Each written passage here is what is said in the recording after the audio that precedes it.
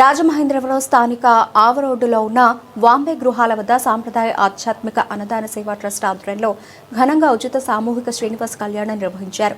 ఈ కార్యక్రమానికి ముఖ్య అతిథులుగా టీడీపీ నాయకులు గోరంట్ల రవిరామ్ కిరణ్ మరియు మాజీ ఎంపీ మార్గాని భారతరామ్ హాజరయ్యారు.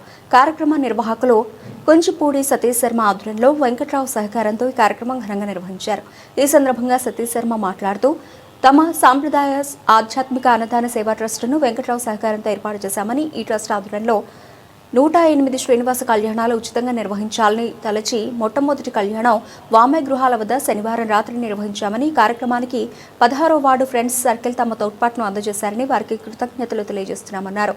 ఈ కార్యక్రమంలో కుంచి హనుమంతరావు, కుమారి వెంకటేశ్వరరావు, శ్రీనివాసులు, రామకృష్ణ, త్రినాథ్, మంగా, అనంతలక్ష్మి తదితరులు పాల్గొన్నారు.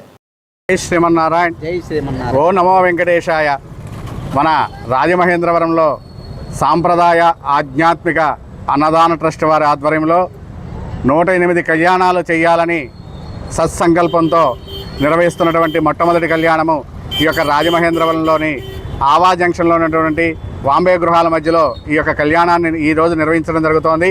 ఈ యొక్క కాలనీవాసుల యొక్క సహాయ సహకారాలతో, ఇక్కడ ఉన్నటువంటి పెద్దల సహాయ సహకారాలతో ఈ 108 కళ్యాణాల సంకల్పాన్ని ఇక్కడే నాంది పలకడము. ఆ కళ్యాణము ఈరోజు శనివారము 7వ తారీఖు, అంటే వెంకటేశ్వర స్వామికి 7 కొండలు 7 కొండలు ఇష్టం కనుక ఆ 7 కొండలలో భాగంగానే ఈరోజు స్వామివారి కళ్యాణం కూడా ఇక్కడ ఆరంభం చేయడం జరుగుతోంది.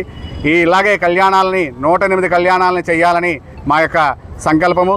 మీ అందరి సహకారంతో ఆ కలియుగ ప్రత్యక్ష దైవమైనటువంటి వెంకటేశ్వర స్వామి మనసులో ఏది కోరుకున్నా కూడా తీరుస్తాడు.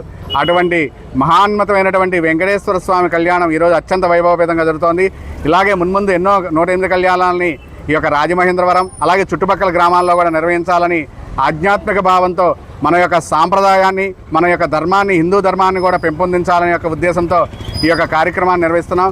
ఈ కార్యక్రమానికి విచ్చేసిన భక్తులందరికీ కూడా ఆ శ్రీనివాసుని యొక్క ఆశీస్సులు ఉండాలని కోరుకుంటున్నాం.